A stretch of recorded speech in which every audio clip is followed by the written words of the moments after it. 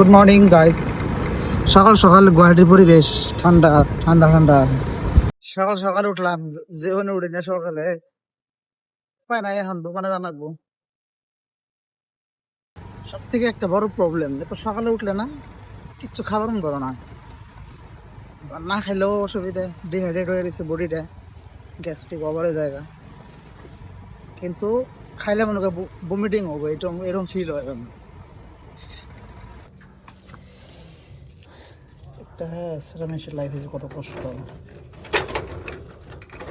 তো মিডল ক্লাসে পড়ি কিন্তু পুর মিডল ক্লাস। ক্যামেরার পাশে থাকা মজাটা আলাদা, ক্যামেরার সামনে আইয়া কোয়াডার মজাটা আলাদা। ক্যামেরার পাশে থাকলে বহুত কথা কম যায়, কিন্তু ক্যামেরার সামনে আইলে কথা দিয়ে কম যায়, তারাই জানে যারা ক্যামেরার সামনে। তো যাই হোক, এই ভিডিওর লগে তো জড়িত বহুত দিন ধরেই, কিন্তু এমনি না, হ্যাঁ যেমনি থাকা লাগে।